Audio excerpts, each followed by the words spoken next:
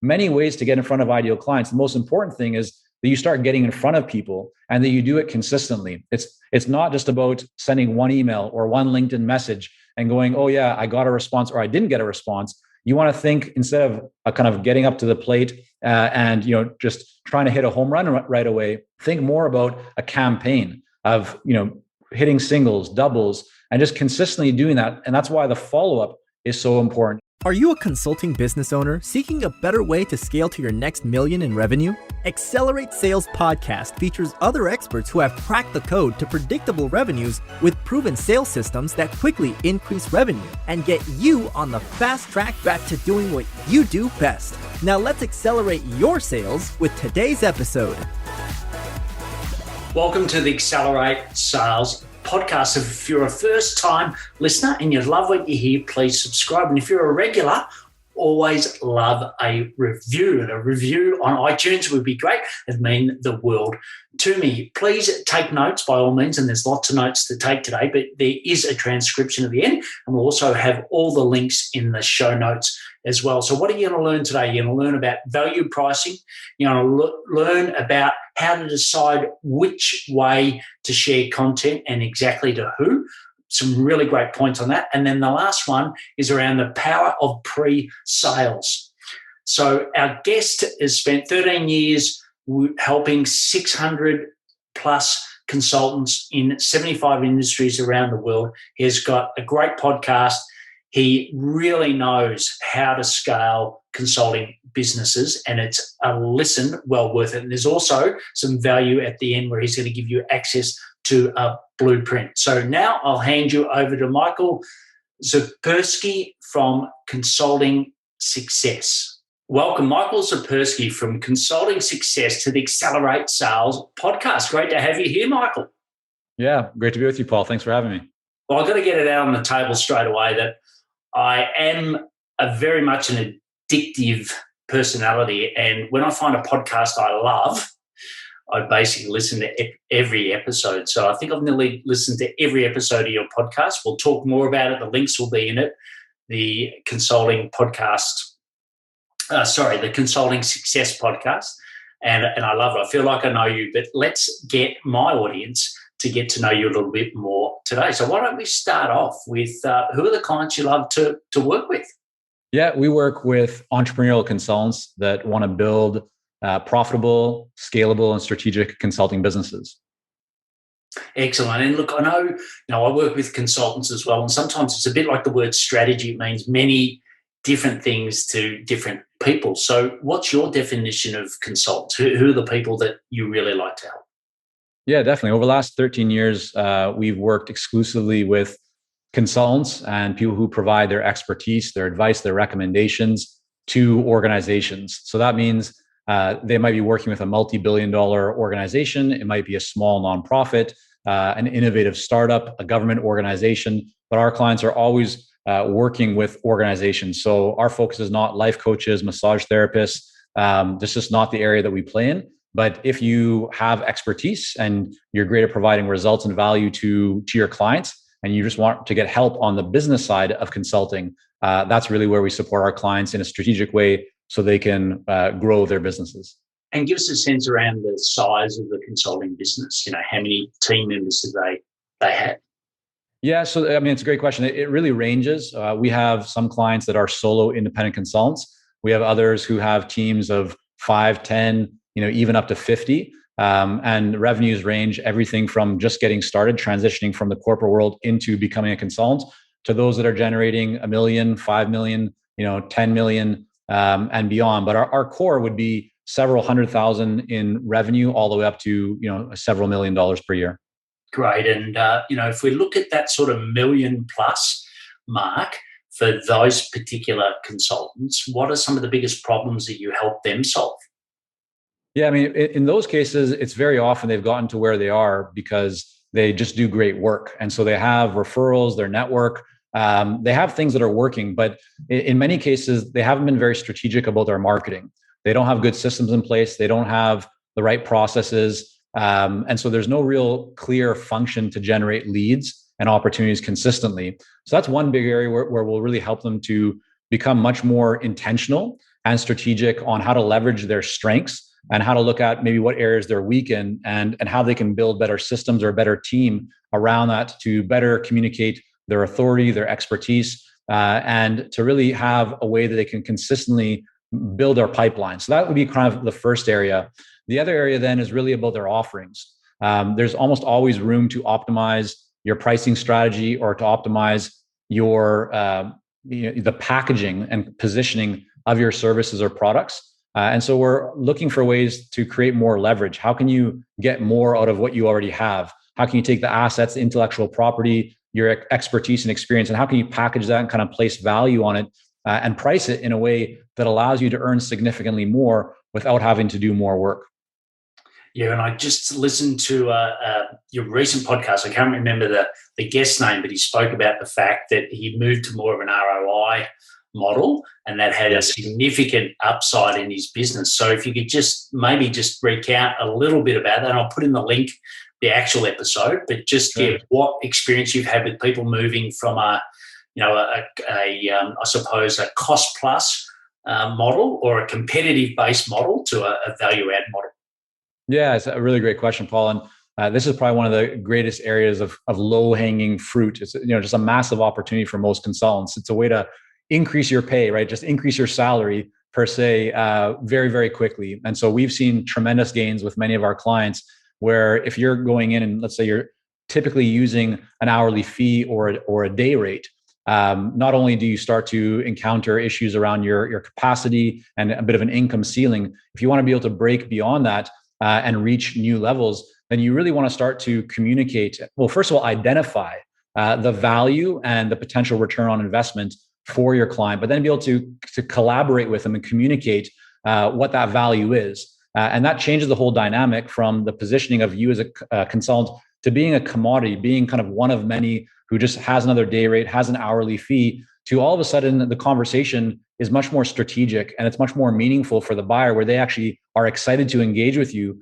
because they see that there's a clear return on investment opportunity. They see that there's real value. And so you move from being an expense or a cost to that buyer to actually being a partner, an advisor, where they're seeing that they can earn a significantly greater return on that investment. And that allows you to charge more, because now you're connecting to the value that you are creating. And that return on investment is such a powerful area that many people don't really lean into. But once you start to talk that way and think that way and interact with buyers in that way, not only will that kind of seep into your content, into your marketing, but also into your conversations. And that shift of dynamic allows people to, in many cases, we've seen clients double, triple, even 7x their fees without having to do more work. It's just simply by shifting that conversation to be much more around value and return on investment. Yeah, well, hopefully they're doing less work, and they're effectively, our rate goes up. And look, I agree with everything you said. In your experience, who do you think it's harder to convince, the owner of the business or their clients? Well, so you mean when you say the owner of the business, you mean like the consultant or the consulting firm owner? Yeah. Yeah. I mean, so in my experience, it's always the consulting firm owner, right? Because you have your own beliefs and biases and just typically the way that you've done things to this point. So I remember, Paul, I was sitting down with a client once. She had flown into Vancouver. We met at the Pan Pacific Hotel, which is right on the ocean. We were having breakfast, and she was sharing with me a proposal that she was planning to put in front of a client in the coming days. And we talked about it. And I said, why are you structuring your pay this way? She was essentially using a bit of a kind of blended hourly rate. And she just had this bias and belief that was the way that things needed to be. I said, no, you got to increase your fees. Like, you're charging way too little. Look at the impact it's going to have on the client. And she said, okay, you're right. Like, I'm going to do it. That's all it took. Like, there was no change in what she was delivering, no change in how much time it would take her. But just, she all of a sudden had that confidence because she saw, like, the spark went off, the connection became clear to her that there was a real impact on the business, on her client's business. And she wanted to participate in that value that was going to be created. And she right away earned that. And that allowed her to, generate significantly more revenue from that same client with the same amount of work that she would have done before. As you said, effectively, right, increasing her hourly fee, even though she's not using hourly fees anymore. But that's, you first need to convince yourself and take that leap of faith. Once you do it, you'll never go back. And clients will almost always be open to it. There are some industries where it can be a little bit more challenging to make that switch, because some industries have always worked with external kind of consultants or contractors on an hourly fee, daily rate type of basis. And so you sometimes have to have that conversation of why your approach is different, why you don't charge by the hour. But if you have the right conversation, you know how to approach it strategically and collaboratively, most buyers and clients are very open to it, because they see that the value for them is significantly greater by taking that leap or moving forward and not staying where they are. Yeah, look, couldn't agree more. And the other problem that you spoke about at the start is, they've relied on referrals, which I see a lot, and their business has done well, and they've done most of the sales, right? So they're nearly exhausted by the fact that I've got to $1 million. How am I going to get to 2 or even to 10? I just don't have enough capacity. So what are some of the most immediate things you see working at the moment to switch from a referral-only based leads and sales system into something that is more scalable? Yeah, I mean, the first is just actually intentionally marketing. And the way that I think about marketing often is not how, many people, when you think marketing, it feels a little bit uncomfortable. It feels like you need to sell, you need to persuade, and you need to do all the stuff that many consultants and consulting firm owners aren't that used to or comfortable doing. But the way I view marketing is really just about providing value and building relationships, right? If you have expertise and you can help to solve somebody's problem, then you probably want to help people. That's why you're in the world of consulting, because you want to make an impact. And so marketing is just all about getting on the radar of your ideal clients so they know you exist. And in doing so, you provide value and you help to build that relationship so that when and if they need what you have to offer, you're the first person they think about. So the first step that every consultant should be looking at is their existing network, their past clients, current clients, and then who can they get introductions, referrals. Most consultants, if they have already built their business to a certain level, there's going to be a lot of opportunity inside of their existing database. They don't need to go off and try and reach new people. In many cases, they already have a captive audience they're not doing very much with.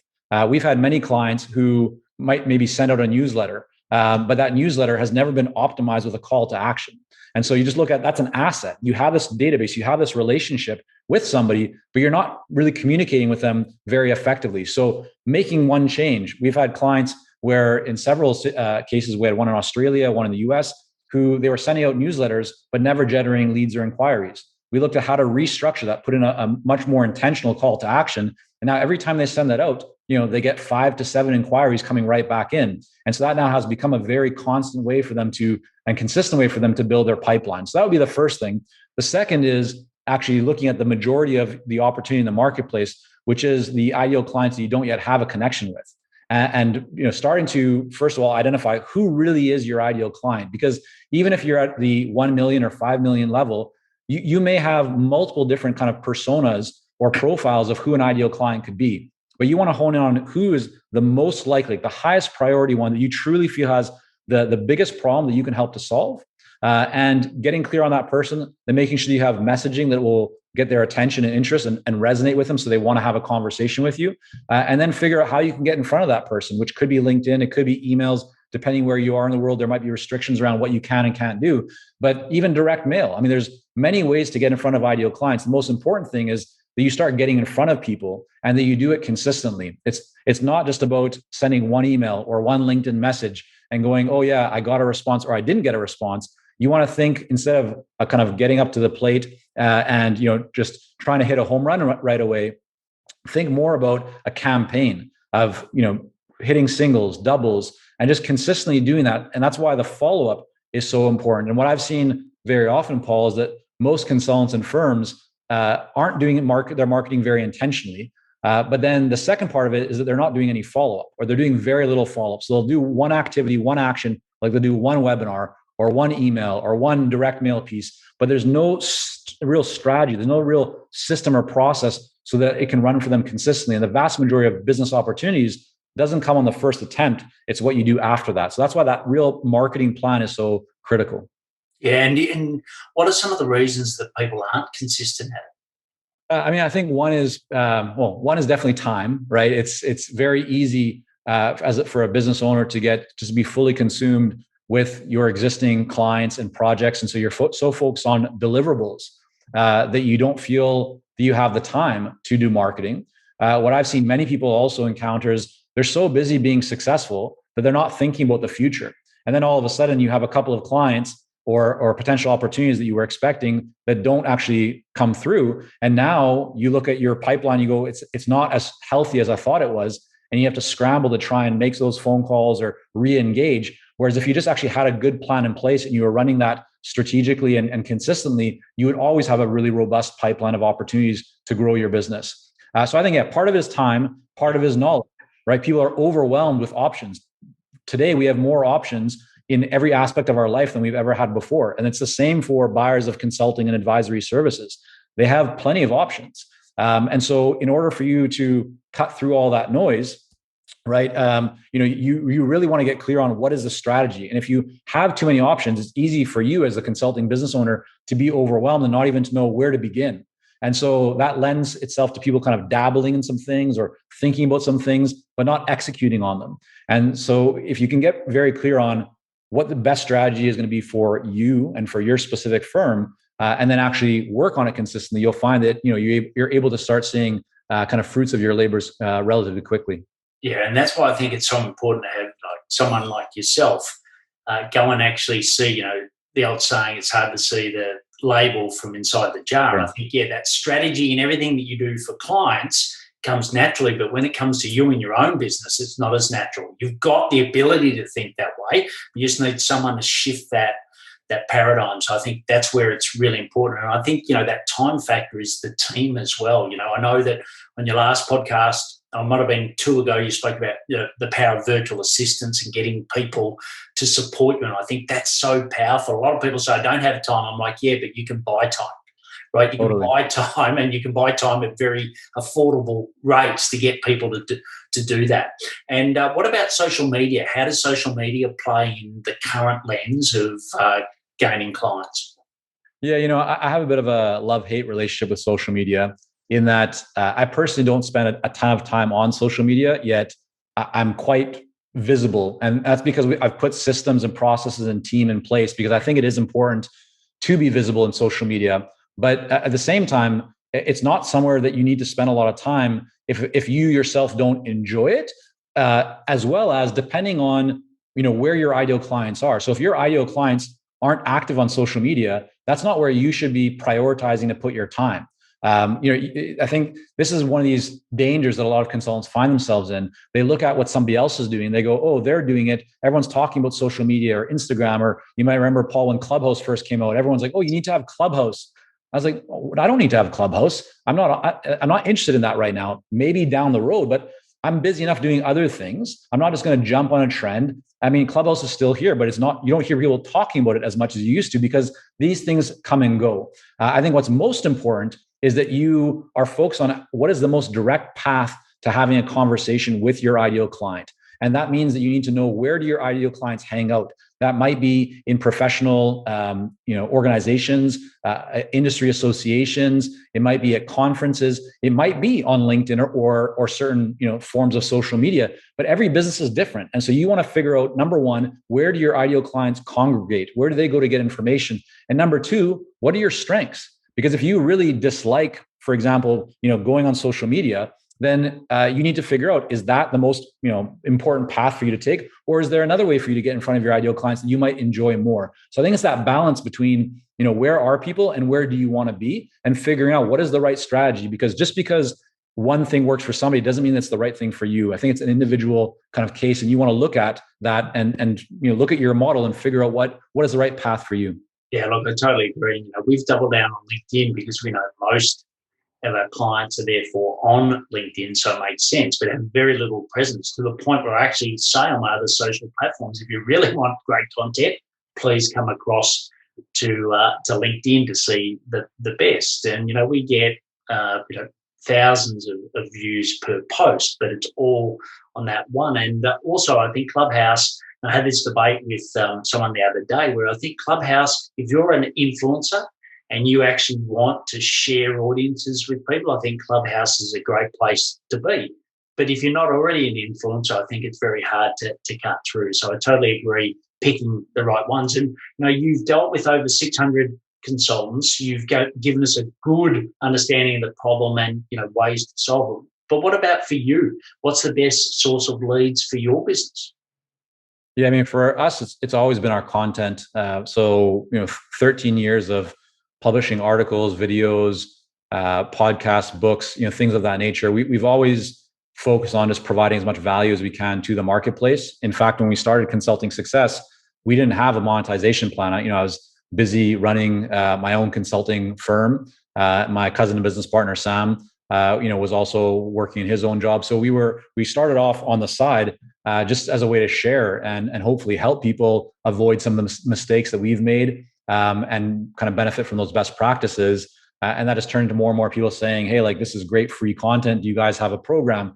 Well, no, we don't. So we created one. Oh, we'd love to work with you more, closely. Do you have a coaching program? No, we don't, but we can build one. And so we evolved our business over time. But for us, just to answer your question, Paul, it's really been content in all of its forms has been our number one driver and continues to be. So we do some targeted advertising and things to kind of amplify some of what we have. But content has always been our kind of number one source. And I know you've got your 5 books, which you can go onto the website and see all of those. And I've got to compliment you on your website. It looks fantastic. And then you've got the podcast. If you're giving advice to someone at the moment to say, creating content, and I know it's a hard choice, it's a bit like picking between your children, but in your view at the moment, podcast versus book, which way do you lean? Yeah, so I'm not a fan of like the best one way to do something. So this kind of question to me feels like a trick question. And I'll tell you why. I think I need to explain. There's going to be some people listening to this, watching this, who the idea of interviewing, of having a conversation like this would be terrifying. And they're just not going to enjoy that process. And so for that person, I would not recommend doing a podcast, even if it works really well for your business. If you absolutely hate it and you're dreading it and it's causing stress, that's not going to be good for your mindset. It's not going to be good for your health. So I think, look at it, where are your strengths? If you're a great writer and you love writing books and you know that your ideal clients will read books, go down that path.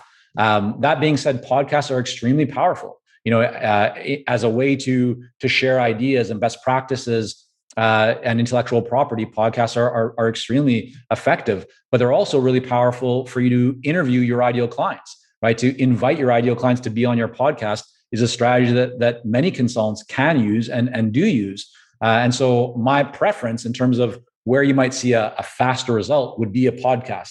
But if someone's going, no, the idea of getting on a podcast just freaks me out, I'd say lean into your strengths. Like, do you enjoy speaking? Do you enjoy videos?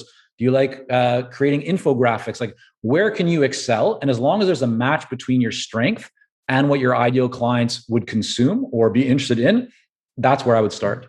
Yeah, great answer. And I know for me, I wrote a book and actually wrote most of it on a dialysis machine pre my transplant. And I can tell you it was incredibly painful, both the experience of dialysis, but also the writing of the book. And, I've got now, each day I think, am I going to do another book? Because, I've moved from what I was, the branding, to now accelerate sales, and it terrifies me. But we're doing this, like you said, I love.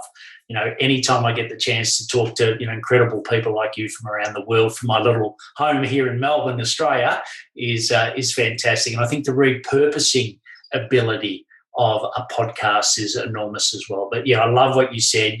Make sure that you love it, because ultimately people are buying you. And it doesn't matter even if you're a 50-person consulting business, you're still the leader of that business, and they're buying you, so you got to be at your most comfortable. So we've talked about leads and generating those leads. Any tips you've got on the best way that you've found to convert leads into actual sales? This could be a big topip. Could be another podcast. I know. Yeah, no. The way that we always look at this is, let's say you have an inquirer, you have a quote unquote lead that comes in. Of course, there's the conversation that you're going to have with that buyer and how you approach that conversation. That's a whole, we could have a whole masterclass conversation just around how to navigate that quote unquote sales conversation or enrollment conversation or kind of mutual fit conversation, as you might call it. But the other part that I think a lot of people don't spend enough time on is what do you do before that call? So the whole pre-sales event. And that's a massive opportunity to demonstrate authority, credibility, build trust. And if done correctly with the right strategy in place, what actually happens is when you jump on a call or meet face to face, you don't have to spend time selling. You just get to have a really, deep, meaningful conversation to explore, is there a fit here? You don't have to try and persuade or, put the spotlight on all of your accomplishments, because you've done that in the pre-sales. And that makes the actual conversation with that buyer, that first conversation, significantly more effective. But also it typically accelerates your sales cycle, because you don't have to spend as much time in multiple conversations, because you've done a lot of the heavy lifting and work in advance. So that would be an area that I would point out that I think people could spend some time on improving if they're not doing that right now. Yeah, I think that's a great suggestion. And we use a platform called Look Like a Boss, and that gives you the ability to have questions, but also add video, etc. But for you, just a couple of tactical tips on that pre-sales. What are you seeing that's working well at the moment?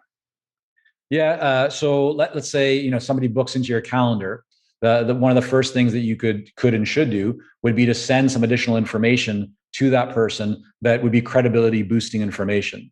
That might be articles, case studies, testimonial videos, but anything that really helps to solidify in that prospect's mind that you are good at what you do. And again, there's many different ways to demonstrate value, but one of the best ways to demonstrate value is through content, because if someone reads something and they go, "Wow, you really understand my situation," or they read a case study and they see themselves in that case study, or they watch a testimonial video and they see themselves in that testimonial video, it's again that it's increasing that trust and that credibility in their mind. And so when they then come to speak to you, it's not a question of like, "Can you help me?" The question that's in their mind is, right, like, what would it be like to work with you? Like, what are the details of our work together? And so that's what I would recommend that people do, is look at what are you doing between the time that a meeting is set and the actual initial conversation. Yeah, I think that's a great point. And then the next gap, obviously, is between the first call and the second as well. You can continue that journey. So completely agree. The last question in this section, before I go to the rapid fire, is, who supports you in helping you build your sales, and might be sales and marketing, but in particular sales? Well, I mean, so I break this into two. One is we've always worked with our own coaches and mentors over the years. My background is I shouldn't say background. Really, when I was young, I did sports, right? So growing up, I played many different types of sports very competitively. I've always valued having a coach, having a mentor, having someone to learn from. And I think if you look around at the most successful people in the world, whether they are artists, they're creatives, they're business people, they have their own coaches, their own mentors, their own kind of people to support them. So for me, that's number one, a very important kind of area. And the second is a team. So, we've been consistently building our team throughout, the last several years, but especially more recently, adding on key team members. And that's, partly to be able to make a greater impact so that we can serve more people, but it's also to help in different areas. So, your question was more kind of around the sales area, but we've got different people on our team that help with different aspects of content or design, or sales. And so we're trying to be very strategic about getting the right people into the right seats who can really excel, and help with those specific areas. Yeah, so I really get the importance of the team. What about a quick tip on recruitment? Like, is there one thing, and I know, like you said before, it's not always one option for everybody, right? But what's in particular in your situations working well for you for sourcing really great team members? Well, the first would be looking at your own community. So we found many of our coaches that also work with clients or people on our team. They come from within our own community. They read our newsletter that we send out weekly. Maybe they're podcast subscribers, so they're already familiar with the Consulting Success brand, and they're interested in it, right? They want to be part of it. So for that's probably been one of our top ways of recruiting. And then beyond that, there's other ways to create a very compelling job description and qualify people that we could get more into if you want. But if I had to only offer one thing, Paul, it would be to look inside of your existing community. Great. Well, before we go into the rapid fire questions, I'd just like to ask you, listening or watching this at the moment, do you think you've got the right sales system to get to your next million in revenue? And if you've paused and you're thinking, maybe I haven't, what I want to do is help you. So if you go to paulhigginsmentoring.com/ Pulse. There's 9 questions, and those questions are specifically there to see if you've got everything in place to get to that next million. And at the end of it, you'll get a score based on your answers, and you'll also get the opportunity for you and I to go through a plan, not a sales call, but a plan to actually help you bridge that gap so you can get to the next million in revenue. So that's paulhigginsmentoring.com/Pulse. So now we've got the rapid fire questions, Michael. So are you ready? Let's do it. All right, excellent. And remember, it's a sip of beer, not a glass of beer, as an Aussie would say. So the first one is Water will have to because I only got water with me right now. That's fine. That's fine. I know it's well, it is late in your afternoon, but anyway. The first one is, what are some daily sales habits that help you be successful? Always prioritizing. So looking at where can we have the biggest impact, and focusing and starting our day with that. So if it's a high priority client opportunity, we'll start our day with reach out to those people. Brilliant. And what's a piece of technology that helps you accelerate sales? Boomerang is a great tool. When you send an email, you can set it up to notify you if you do not receive a response within a given time period. Oftentimes things fall through the cracks. This would allow you to consistently follow up with people and not miss a beat. Well, I know that you've got the Consulting Success podcast. We'll put the links into the show. And like I said, I'm a big fan of it. But what about for you? What are some of the resources or ways that you find out more about sales? So I'm a voracious listener of podcasts myself. I go for a run every morning, and I'm always listening to different podcasts. Some are business related, some are investing related, some are marketing or sales related, entrepreneurship related. But for me, that's a big one. And then, as you may or may not be able to see behind me in the bookshelf, I also do enjoy reading. So those are my two go-tos. Brilliant. And how do you give back? I'm a big supporter, but I support a couple of different children's organizations locally to work with kids that are in tougher situations, that don't have access to food or things that help them to realize their potential. So both myself and my wife are supporters of a couple of those causes. Oh, that's brilliant. And the last one is, you've given lots of wisdom, but if you could just think of one key takeaway that we could get from this to 10x our sales, what would that be?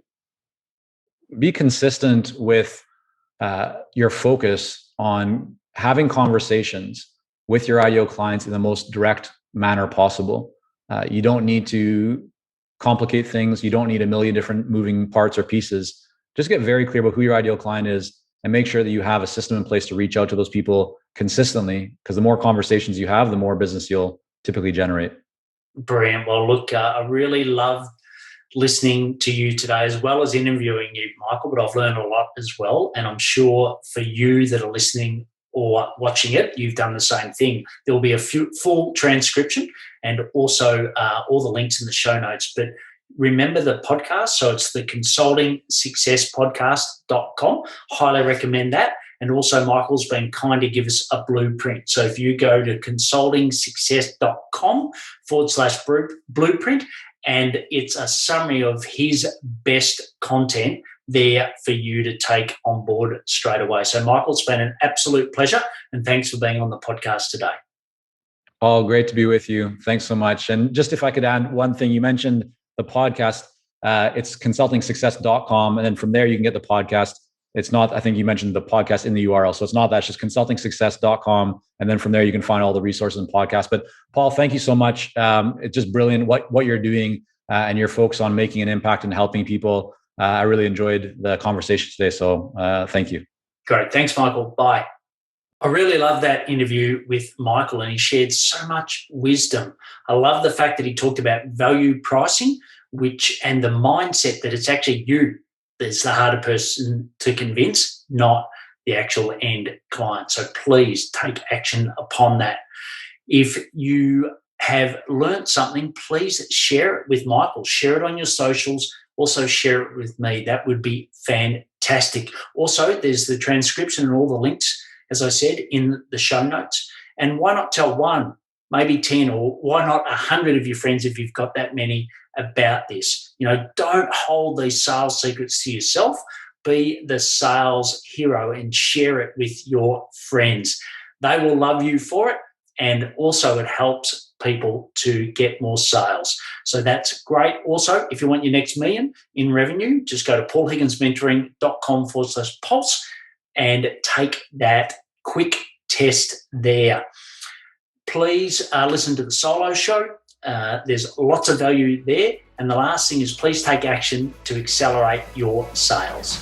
I'm fired up after today's episode. What about you? But hey, before you go, learning is just one piece of the puzzle. Now it's time to put today's strategy into action. Head over now to today's show page at paulhigginsmentoring.com/podcast and share how you'll put it into action. Be sure to head over to your favorite podcast platform and subscribe, rate, and review the show. Tell me what your favorite episode is. And don't wait 1 minute more to gain access to your pulse check at paulhigginsmentoring.com. This could be the difference between struggling to get more leads and making this next quarter your best one yet.